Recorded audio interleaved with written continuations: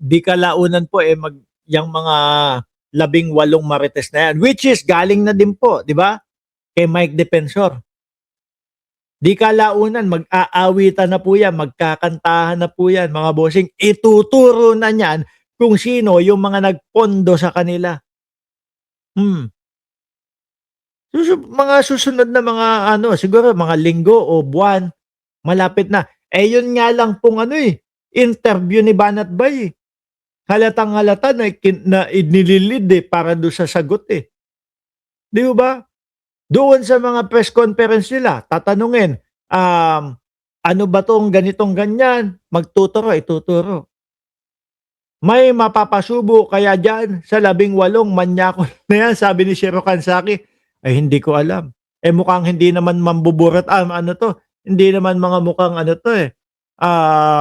kagaya ni Roque no? Hindi ho. Pero tingin ko kapag kaya itong mga to, sumablay talaga, may mga makukulong ho dito. Kasi ilan na din yung mga nagkaso sa kanila. Tinambakan na din po sila ng kaso, mga boss. Di ba?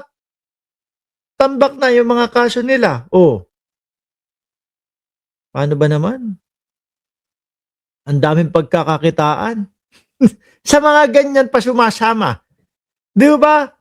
Madami. Maliit lang yung bayad. No, maliit lang yung sweldo. Pero marangal yung pagkakakitaan.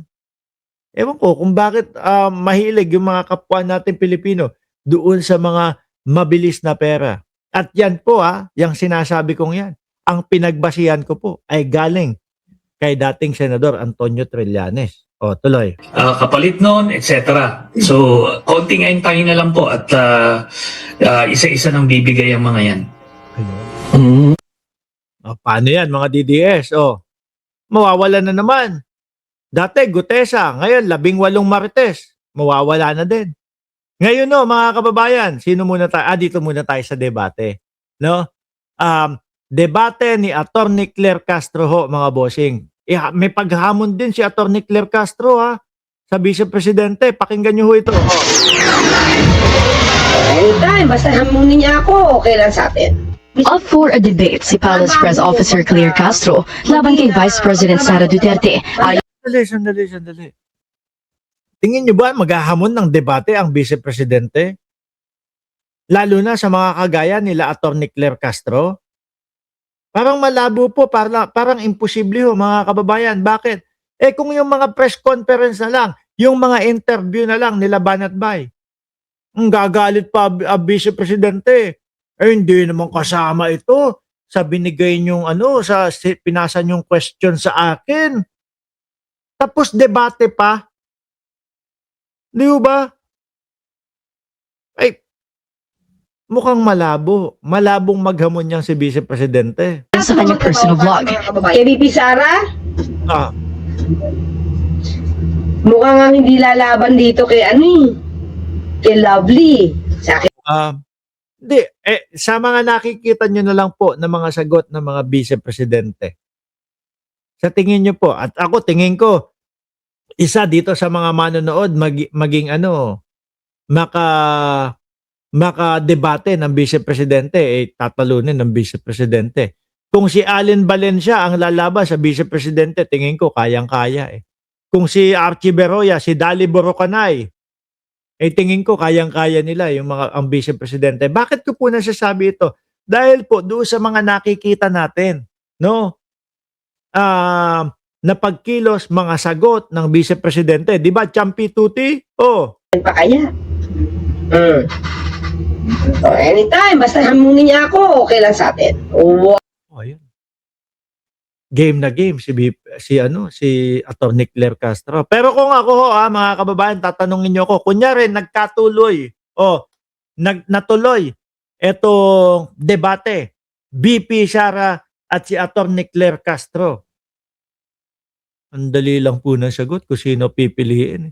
Baka po pati mga DDS, mga kababayan, na kay Claire Castro ho. Kitang-kita naman ho kasi natin, mga boss. Yung plan A, plan B, plan C. Di ba? Di ba? Walang problema. Ba? Usap kami. Anong plano mo sa pagiging presidente mo? At tatanungin ko siya, Bakit ka laging fake news?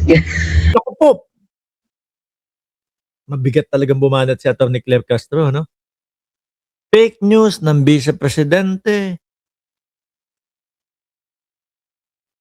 Yung kaila ano na lang, kaila Luistro na lang, 'di ba? Maituturing mong fake news yun kasi hanggang ngayon wala naman silang naipapakitang katibayan na may utang talaga sa kanila ang mga Luistro eh. Ganon.